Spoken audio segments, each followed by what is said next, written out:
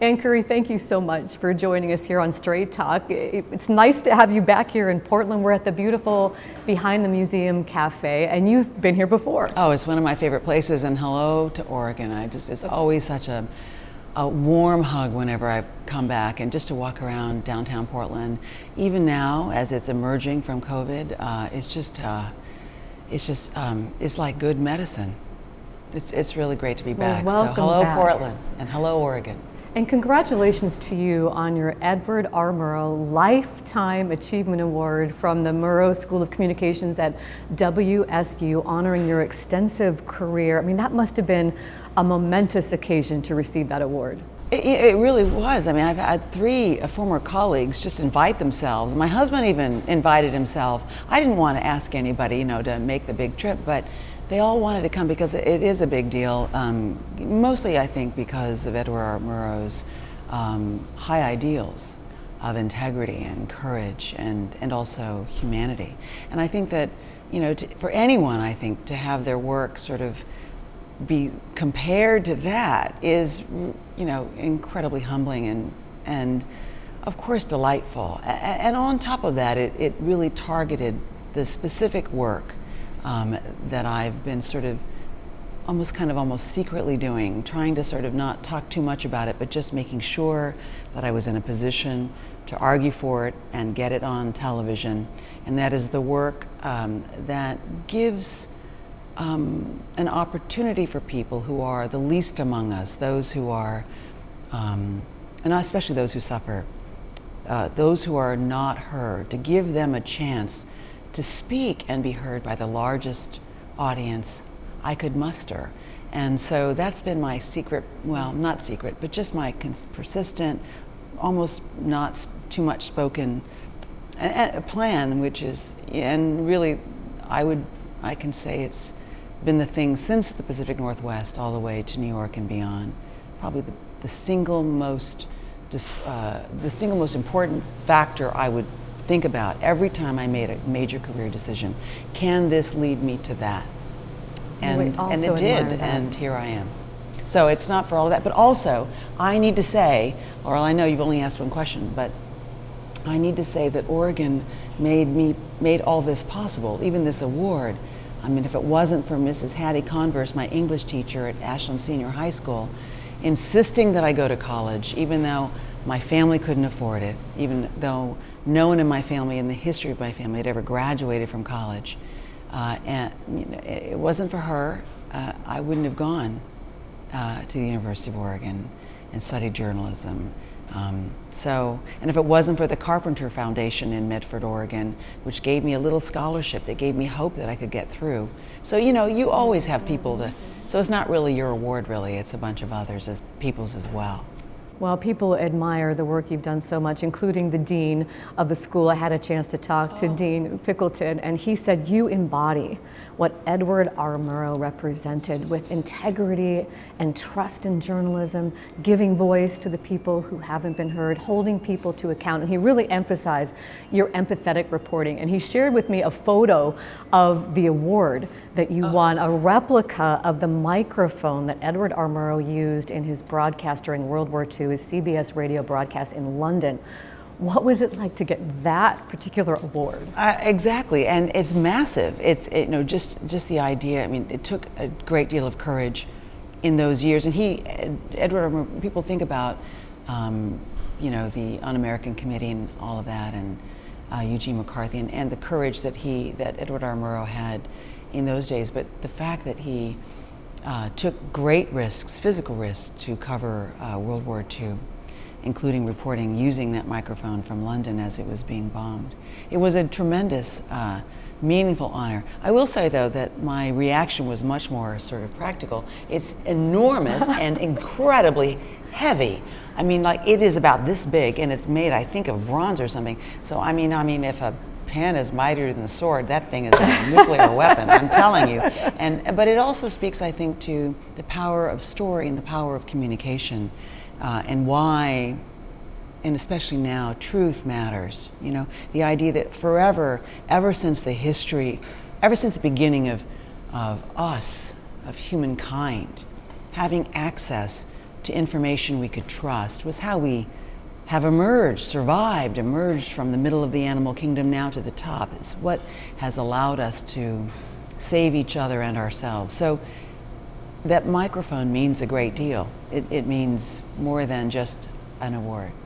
And it must have been an opportunity for you as you were reflecting on this award and writing your keynote speech, looking back on your extensive reporting of humanitarian crises, war coverage of genocides, interviewing world leaders, your decades of anchoring the most popular morning show in America, a chance to reflect on your body of work. Was there a big takeaway from that?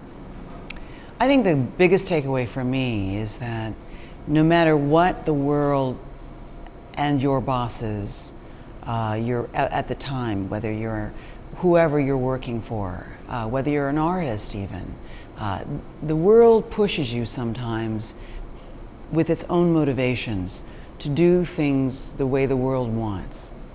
But you need to listen to yourself. What is your purpose? Why are you here? Why are you doing this work? And listen to what you can bring to the work, whatever the work is that you're doing. And I think that my takeaway for me is that I didn't forget that voice that said, remember why you're doing this. Remember the people you're trying to give a chance to be heard. And I think staying true to that is the thing I'm most proud of. This is the work I'm most proud of, what they gave me an award for. So, and I think that, I know artists who the same, that they're pushed in one direction. Well, this is the work that will sell. Well, what about the work you're supposed to do?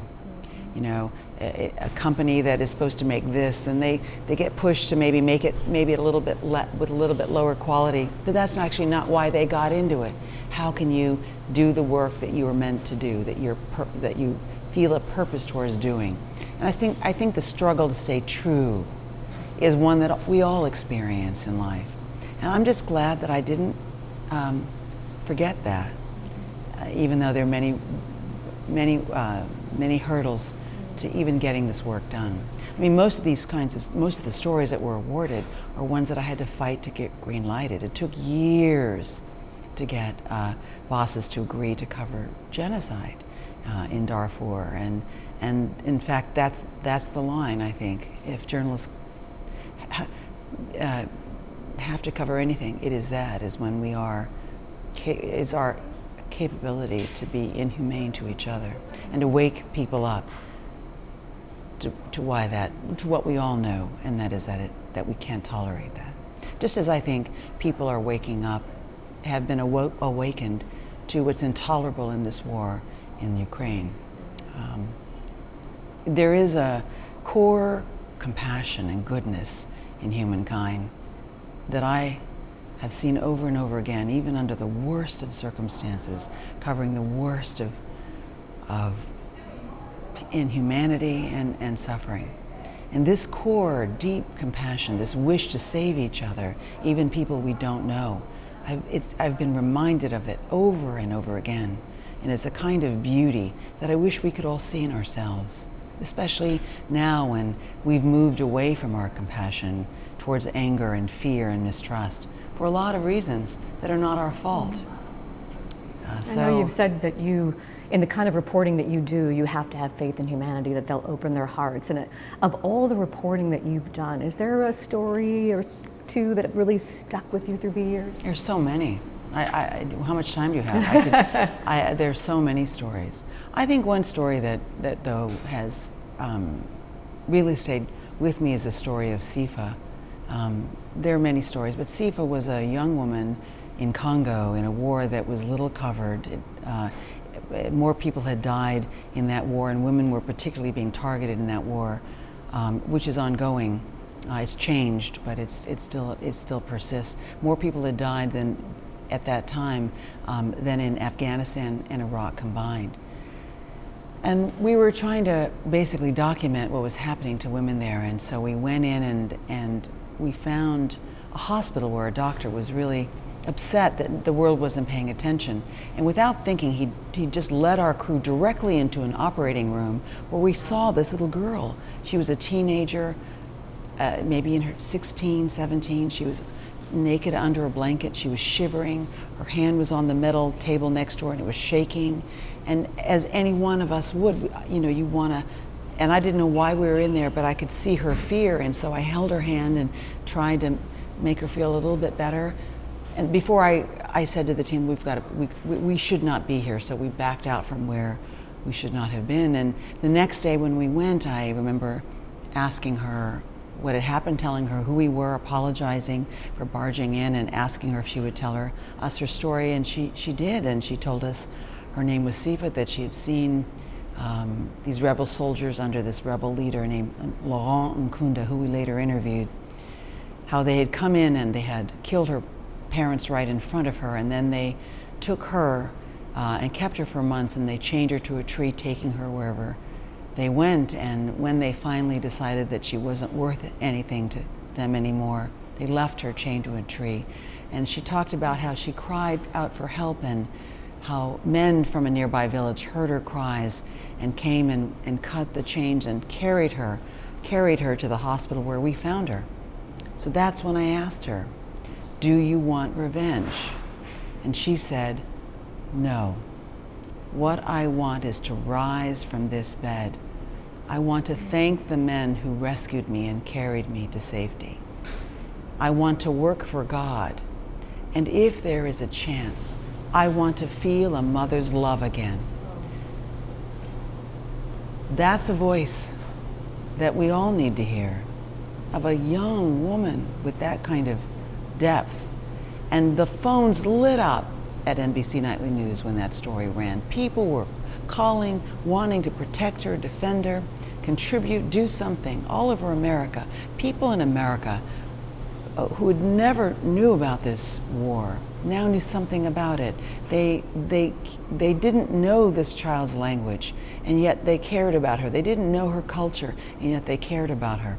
And in fact, they may not, all of them, even have easily found, the Democratic Republic of Congo on a map. I mean, it's, we don't think about it. And yet they wanted to save her. They opened their hearts, not because they saw a little girl in Africa. They saw their mother. They saw their sister. They saw their daughter. They opened their hearts up to a human being. And that is what we're supposed to do. You opened eyes, you opened hearts, people heard, saw what was happening. You talked in your TED Talk in Portland a few years ago about how some reporting, maybe like that, can cause trauma, even PTSD, and you said you spoke from personal experience. Have you had that sort of thing impact you personally where you suffer trauma? Absolutely, repeatedly. It's a risk of doing this kind of work. I think after Haiti, after the earthquake there, and it was just so devastating to see the kinds of wounds and injuries that people had, and sort of the inability to sort of save people. And in fact, NBC called in psychologists to help, because we had lots of people go eventually, and they all needed help. But most of the time there wasn't this kind of support. And coming back from, just one after another, these, especially when you see children and you wish you could have done more for the children, But I think that there are ways to deal with that. I think trauma is you sort of have to. I came up with this. Something I do all the time when I come back to a place like that. I think about taking care of myself physically. So almost always I start running again, or working out.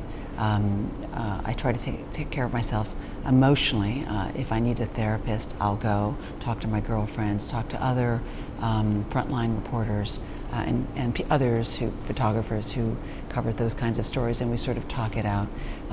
There's almost a day or two of depression, and your family is dealing with that. But then I also think again, why are you doing it? Is this part of your purpose? Is there some reason for this suffering that you're enduring?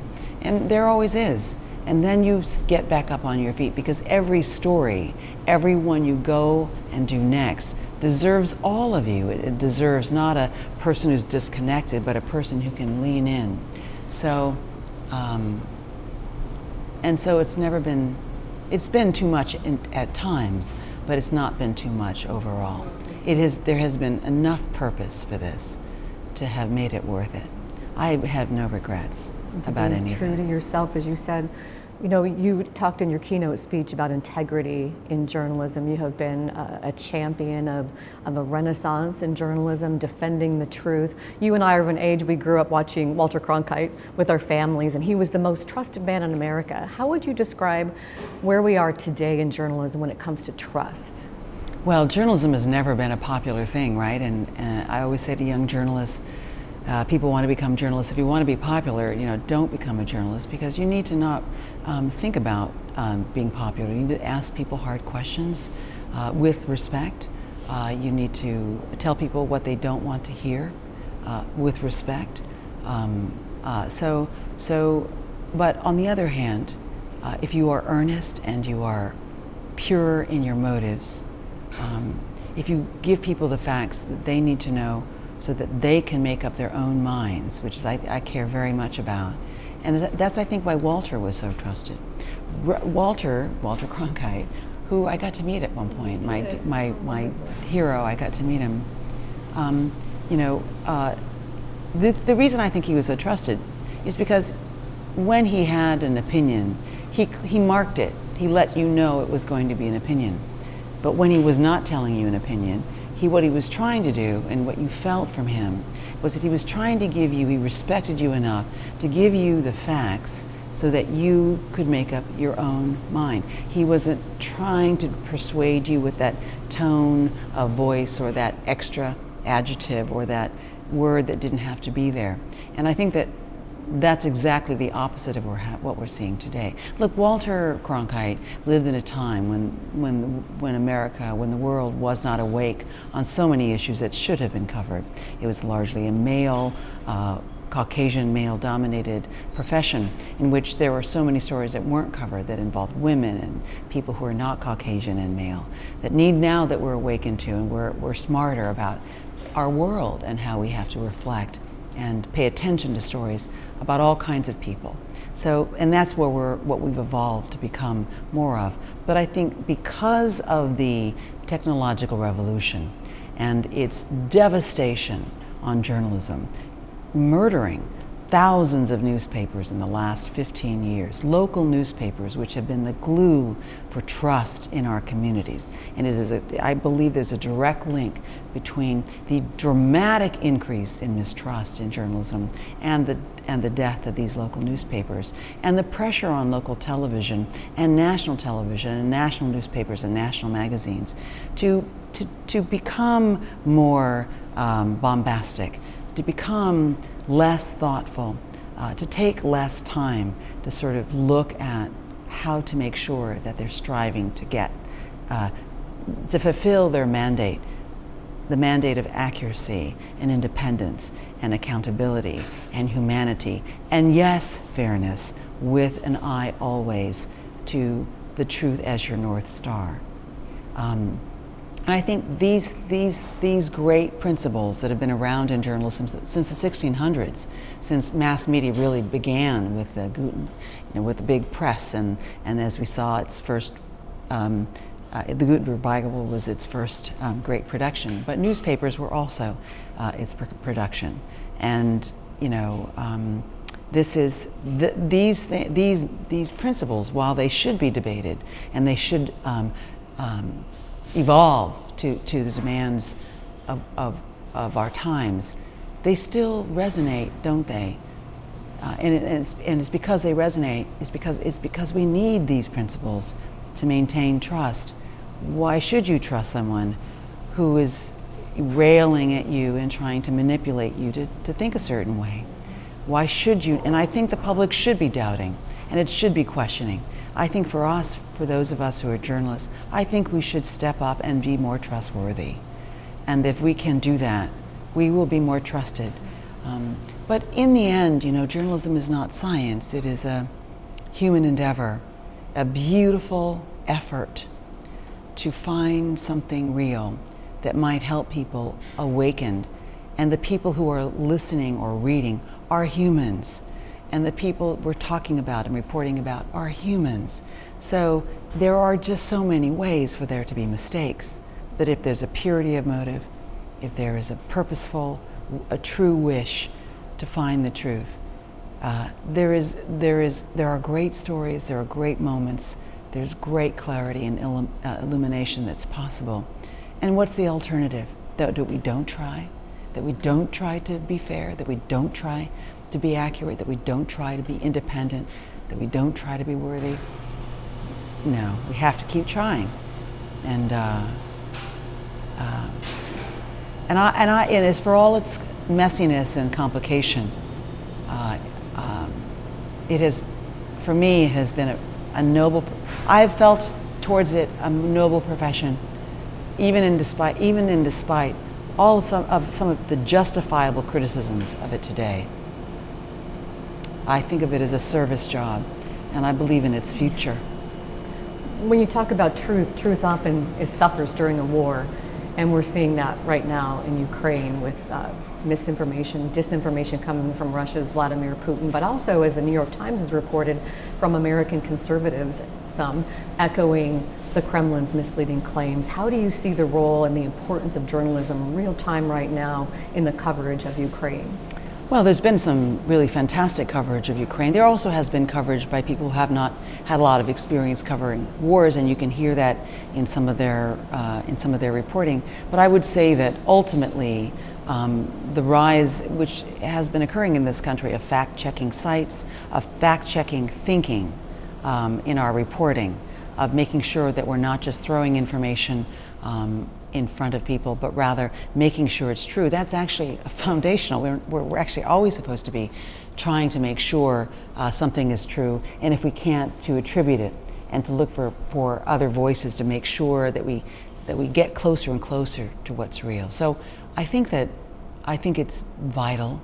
I think it's always vital in covering wars. It's dramatically vital. But also I think that given that there are more ways to gather data. I was just thinking, despite all the ways you can criticize where we are in journalism today, I was just thinking, what is going to stop technology now? What is going to stop journalists from being able to use technology to zoom in using these videos? You can look at videos and find out whether they're doctored.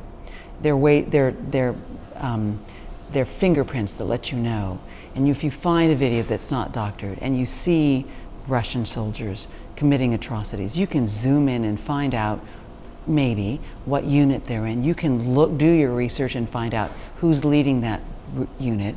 You can therefore help build a case for who then might be facing atrocity crimes, war crimes in the future. You can start to, in other words, reporters can start doing a kind of work that was not possible once. We can use Google Earth to undercover, as we have, mass graves. We can start to look and find out more information using, looking for evidence in a new way. So I think we're on the cusp. With the new journalists I've been meeting and teaching, these young people and their earnestness, and they are fully awake in a way that we were not, to how much truth must be defended. Just as the public is now fully awake, I think, to the vulnerabilities and also the power of truth and also the power of mistruth. It's always been the case that people have wanted to manipulate others with mistruths. This has just always been the case. And journalists have had a job to try to defend the truth before it gets to the public, defend it, and we're flawed at it, but that's what we were doing. Now with social media, stuff is coming out in different ways. People are following RT, which is Russian television, on Twitter, not knowing who they are, and information is coming out that way, which is not bankable information, right? We're getting bots and other people who have an agenda, people with an agenda, who want to sell us on information. You know, desire is a very dangerous thing. It blinds you to the truth. You want to believe so much in something being the story that you want to tell. You want this to be the way the story is told. It blinds you to the truth because you want that so much. There was a great bit of advice from an old journalist. His nickname was Spud. I was a young kid, brand new out of college, reporting. And one time I was working with a bunch of other reporters, including Spud, on a story. We all stopped to have a beer. And so I'm having a beer with these older reporters. And Spud looked at me, he goes, "Curry, let me give you a piece of advice. Don't trust anyone." And I said, "Don't trust anyone?" He says, "No, don't trust anyone. Everybody wants to tell you the story as they want it told. Don't even trust your mother." I said, "Don't trust my mother?" He said, "No, even she has an axe to grind." And then he said, "You know what? Don't even trust yourself." Which I thought was the most important line. We all come forward with biases. We all want to believe. We all feel more comfortable with certain kinds of stories. And that's why journalists, that's the job of journalists that people don't get. Our job is to try to go past to work in that painful way, to think through it so that we can open up our own blinders past our biases, to try to keep looking, just insisting, asking, looking for something that may not be the truth. I remember in Sudan, there was a story about that looked, we were told the story through an interpreter who had an axe to grind, right? He was furious about the war, about a little boy who'd found a bomb and it exploded, and his mother, but I could see from the mother's, the way she was, her facial expressions, I could tell that maybe something wasn't true. The story they told was beautiful. It was just like, this is like, boom, put this on television. It is a tearjerker. But I went back and I said, come on, I want to know the real truth. And I found somebody else to help me interpret the story. It wasn't as good a story, but it was the truth. And that's the story I told. You do let the truth get in the way of a good story. You talked about Spud. I had an old newspaper guy tell me, even if your mother tells you she loves you, check it out. That's right. That's exactly. Similar That's thing. exactly. Well, what advice do you have for consumers of news, our viewers? How can they be defenders of the truth? Well, don't put up with it. I think don't put up with. Why do you put up with someone telling you what to think? Do you not dare to think for yourself? Why do you only pay attention to those who tell you what you already know, what you already have agreed to? Why not challenge yourself? Why not allow yourself to feel maybe a little uncomfortable if it's possible that what you might hear might be more the truth than what you think? Why not open up your mind? And I think that what I would say is that we should all demand. I demand. I yell at my TV just as my father used to. And I don't listen when I turn it off. When someone is trying to persuade me into thinking something, or trying to manipulate me with only one side or a piece of the facts of a story. I don't let them pollute my mind. Why do you? Now, we all have our own choices. There are excellent sources of journalism today. I read the Financial Times. They're pretty consistently straight up. You can get great journalism, yes, out of you can get it in all the ones you hate. You may hate the New York Times, but you can find great journalism there. You may hate the Wall Street Journal, but you can find great journalism there. You may hate the Washington Post, but you can find great journalism there. The problem is not that excellent journalism doesn't exist. It's that it's just harder to find. It's harder to track down, and that's really the struggle today. You can find it in broadcast, you can find it in local news. Oftentimes you find it from specific people. You think, I like this person, I like Laural, I'll listen to Laural. But I don't like so-and-so, but I like Laural. That's where we are today, because our institutions have made a mistake. Many of our news organizations have pressured reporters to do what maybe they don't want to do, so that they can survive this technological revolution that is challenging the foundational economics of journalism. And we're still figuring out how to survive. But there are already some wonderful, hopeful signs. There are journalists themselves have started news sites. One of them is one of the most respected today, is called ProPublica, which just creates bankable journalism, and is now is doing so much great investigative work that it's working with mainstream journalists to make sure it's out before the greatest audience possible. And now you can start to see even CNN, which has been so criticized for a lot of justifiable reasons, now has new owners. And you can see it in their coverage. You can see almost a hard turn where they're sort of trying to do more hard news, because the new owners are saying, we don't want any more of that stuff, we want this stuff. And I think to some degree this is because that's the demand. Loud when somebody's screaming news at you, take a moment and ask yourself, why are they screaming? You know, what is their motivation? So I guess I'm sorry I went on and on about that, but I think my advice to consumers is to make sure you're paying attention to what you're buying. And I hope your goal is to be informed, not just to feel better about your own opinions. Because what America needs, the best step any one of us can make, the most patriotic thing we can do in America is to be well informed about the truth. And I think that misinformation comes from both the left and the right. There's a lot more misinformation, to the point you're making, about the war, the Ukraine war, from the right at the moment. But I've heard misinformation from both sides on different issues. You've touched on this a little bit already about newspapers, the death of newspapers, but why do you think journalism, in particular local journalism, really matters right now? Local journalism is critical because it understands and it can answer the needs of a local community, right? So, and also because, you're my gal, you're in my town. I feel like I can trust you because you know my town, you know my city, you know where I go and shop, and so you might care about being in my town, right? So you want to be represented, you want your needs, and also I can call you up and say, I didn't like that story. Why did you do this? Why did you ask that question? And also I can call you and say, I think you should do a story about this.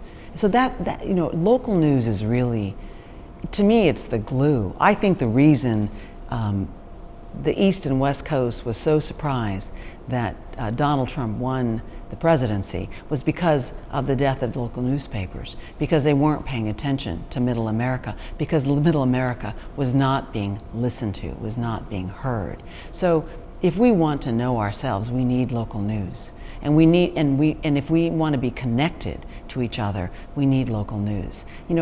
The social media, what it's doing with its algorithms is, in addition to giving us a lot of fun and all the kinds of, and also helping us in many different ways, its algorithms are isolating us. It's giving us only what we're looking for, and only what we're looking for is making us more and more alone. It's making our worlds less big, and it's making our world smaller. And so in this way, it's limiting us, and this is not healthy. Local news expands us, makes us think about somebody over there in that part of the city that I don't know. Local news makes us pay attention to our community and why we should care about it. So to me, it's a linchpin.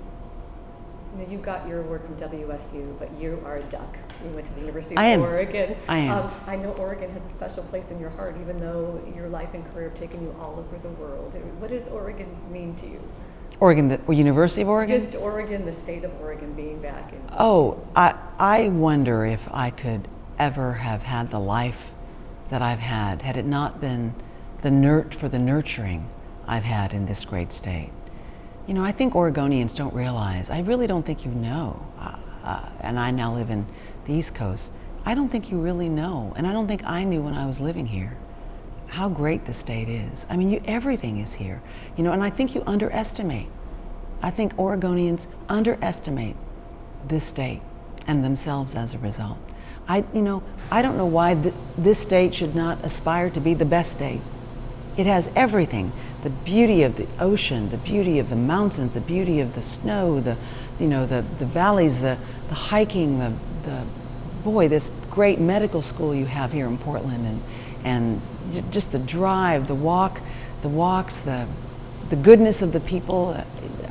There's so much to lift you, and I think so much focus has been paid on what is not so great. Every state has stuff that's not so great, and paying attention to that and fixing it is what this state can do if it can get more resources and be in a situation where it can really think through its problems and prioritize solutions. There is no reason why this state should not aspire to be even more. But wow, is it great. And I mentioned earlier the nurturing I got in Southern Oregon. My father, when he retired from a career in the military, started subscribing to local newspapers to figure out where he was going to finish raising his family. We had been all over the world, and we were in Norfolk, Virginia when he retired. And one of the papers he subscribed to was the Ashland Daily Tidings.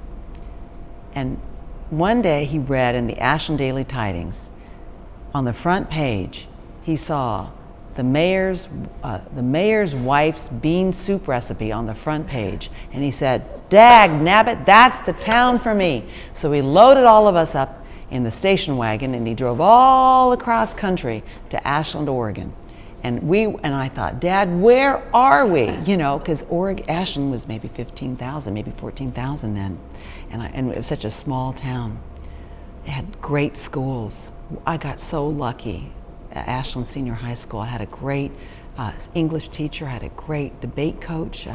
The school just had everything. And then it had the Ashland Shakespearean Festival, and I didn't understand half of what Shakespeare was trying to let us know, but I was learning about it. And then people were coming in from out of town, these tourists, and they had accents, and they came from England, and I worked in a bookstore, and they asked me questions, and I got to understand the world a little bit better outside of Ashland, and it was a great place. And then I got a scholarship, and I had, my English teacher made me go to college, and I applied my senior year after everybody had already applied, because there was no way I was going to go to college. My father had just started going on the GI Bill for the first time, going to college. And nobody had ever gone to college before in our family.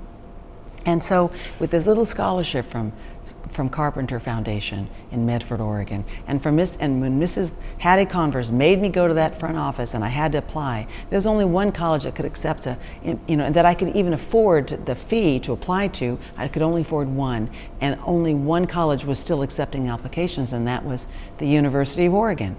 And so I applied and had a J school, a journalism school. So I just got super lucky. And boy, the University of Oregon just opened up my mind to everything I got to study everything, from wonderful brainiac teachers, and I felt really insecure, but I just was eating it all up. And then my first jobs were in Oregon, in Medford, and here in Portland. I got to work at KGW, and which at that time was owned by Dorothy Bullock, and gosh, we got to cover so many great stories, and I fell in love with this part of Oregon too, and so much so I didn't want to leave it when I was offered a job in Los Angeles,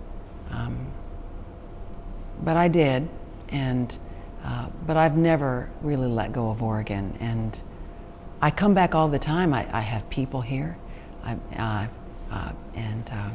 both my sisters are now here. I've got nieces and nephews. We've helped put one of my nephews through school. He's now a nurse practitioner here in Portland. And so yeah, I've got another niece who lives down in Southern Oregon. And I've got friends here now who are trying to get me to move back to Oregon. So well, we'd love to have you back. Sending me real estate notices, and hey, what about this place? And so, and my husband's seriously interested, so we'll see. Well, I hope you come back. Oregon loves you, and I know you started in Medford and at KTVL at Channel 10 there, and you were the first woman reporter, also the first or only non-Caucasian person working there. And then I saw a tweet the current morning team sent you, showing their morning team with almost all women and just one man. And I thought you broke barriers, and they kept breaking after you left. Well, women, if given a chance, will step up and do well. I think that, though, I feel great compassion for the men. I think we often think about the women, and we should, because it took courage after the 1965 Civil Rights Act that allowed women to work beyond being nurses and teachers, to let us become something else. But I really think about the men, how much they had to open up, and And in that newsroom, what they must have thought, this kid out of college, who didn't look like anybody else, who was a woman, and they were afraid that I was going to change the way they did things. And one of them, really struggled and told me women didn't have news judgment. He was really struggling with it. But they all opened themselves up to me. Eventually they embraced me. Eventually they taught me how to use that camera. Eventually they all came to my goodbye party, and eventually one of them said to me, "Don't ever let anything I ever said stop you. You can go all the way." And I really admire them. It took men to open the doors for women, white men to open the doors for women. And they did. And it was our job to not mess it up. And I just tried to, I could almost hear the women coming. And I just wanted to just be good enough, and the goal was just to be good enough to make a space. People say today, "Oh, well, it's not fair that, there's extra pressure on us." Well, heck, that's just the way it is. And if you want to make a difference, just face facts and do it. That's what you got to do. Try not to drop the ball, because it's not just for you, you're working. And actually, what I also think is that actually, even though that was hard and it was lonely, and I did cry in my sleep sometimes, I have to say that I was less lonely knowing that there were other women coming. And when you have a purpose like that, it just gets you up. It makes you pull up your boots, and it makes you square your shoulders, because you aren't really alone, are you? And you came to KGW in the early 80s after Medford. What do you remember about your days at KGW? Oh, we covered everything. I mean, remember flying in that helicopter, covering all the ensuing eruptions of Mount St. Helens, covering City Hall, covering homelessness, which is still a problem here in the city. Really, I was even sent to Nicaragua to cover the Sandinistas. I mean, there was a kind of bigness in Portland, a curiosity about the world that I hadn't been exposed to. There's a kind of, there's a quality of life here, an openness here. There's so many people here who come from somewhere else, but there also is this core that came from people who came all the way across the country in those wagons. There's a kind of grit here. There's a kind of, there's such a beauty in the people here. And there is coffee. I have to tell you, we love our coffee. When I first went to Los Angeles, I couldn't get a good cup of coffee to save my life. And then when I moved to New York, I couldn't get a good coffee to save my life. Starbucks followed me all the way out, and all the other ones too, Pete's and everybody else, followed me all the way out, and thank goodness they did. But Portland has something all to itself. There's a kind of, it stands on the cusp of the outside world, with Asia around, and also with this a lot of the original immigrants coming from, the Nordic countries. There's a real, on the cusp of the outside world, and yet a grit and a firmness in the world of America and in Oregon. And I just have, I just, when I get off the plane and I step into Portland, I mean, it's almost like all this, whatever stress I didn't know I had, it just seeps down. I feel I'm home. I'm glad to be here. Well, we love having you here. I just have a couple more questions. I just want to ask you, you have your own production company. Do you have anything on your bucket list, stories you really still want to tell, people that you haven't interviewed that you'd really like to interview? I mean, the list is too long. I can always keep adding. And also I think about people as they come. There are people who rise up who you haven't seen before, and you're interested in talking to. But no, I think I will adhere to my purpose. I try to do stories that might do some good. I'm at that point in life where I'm getting to not have to do the stories that I don't really want to do. And I'm able to do more of the stories that I want to do. And that's why I did the docuseries for PBS that connects people, the idea of major world events. And there'll be stories from the Ukraine like that. The idea that this war, there'll be people who have saved each other in this, who will want to find each other again. and reconnect. So that was for that, and it's still on TV, the We'll Meet Again series.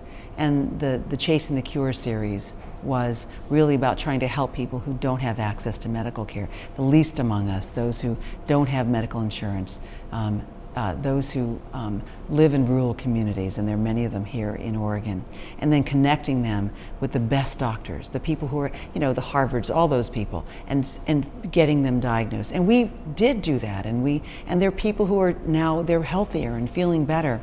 In fact, there was a couple out of Seattle who were suffering a disease that was incredibly rare, and no one could diagnose them. And we were able to help them get diagnosed. And they were only the 7th and 8th people in the entire world who were diagnosed with this disease. And it was groundbreaking. And doctors, we connected with doctors overseas, in Europe, who were investigating this disease. And so it's now part of a new set, new research to help diagnose others who may be undiagnosed. So, I mean, I try to think about this purposefulness. How can I do work that is a force for good? And it's not that you're necessarily going to get there, because you also have to remove that motivation. It's that you're going to try, and that trying is enough.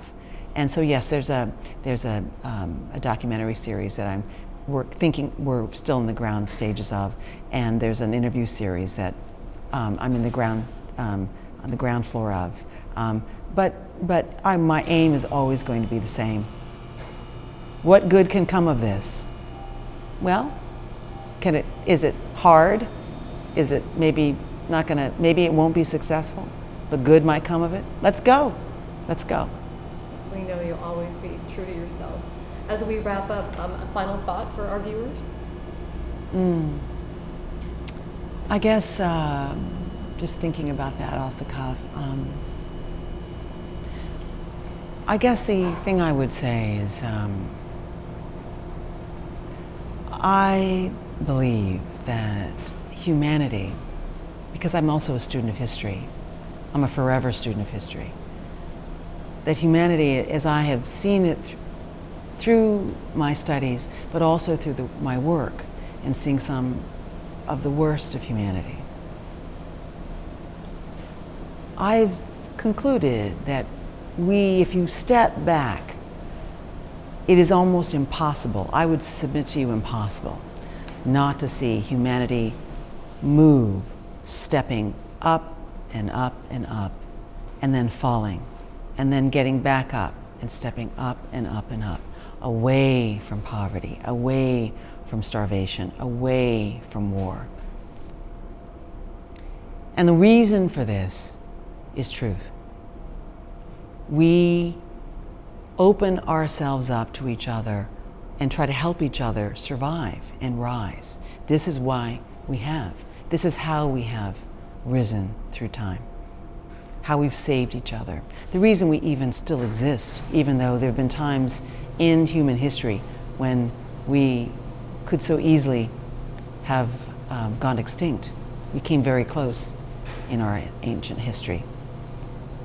But how did we survive? Because we were able to communicate, we could communicate and save each other when we were hurt, and we protected each other. We are now in a time when we have stepped down. We have fallen. But I have absolute faith that we will, as we always have throughout history, reawaken, find our compassion, be able to hear again more truth, and we will rise again. It is almost impossible to think that we won't. I just hope we see it in our own time.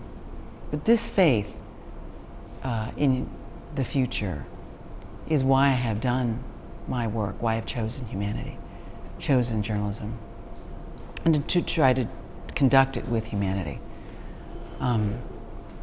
Because I've not been, despite everything, I've not been dissuaded, despite all I've seen, that this is the way of things, the way of the future. And so we all have our part, as mothers, as teachers, as citizens, to stand up for truth. We all have that obligation to and to not perpetuate it, to perpetuate misinformation, and to have the courage to trust again. So that was a long last thought. Well, that's but good. There you are. Good to end on that message of hope and that call to action. Ann Curry, thank you for joining us on the show, and thank you for helping to set the gold standard at KGW. So many of us who followed you and have stood on your shoulders and tried to follow your example. So thank you so much. I was one of many, but thank you. And thank you for being on the show. Thank you, Thank you. Laurel. Great pleasure to speak to you. To you, Oregon.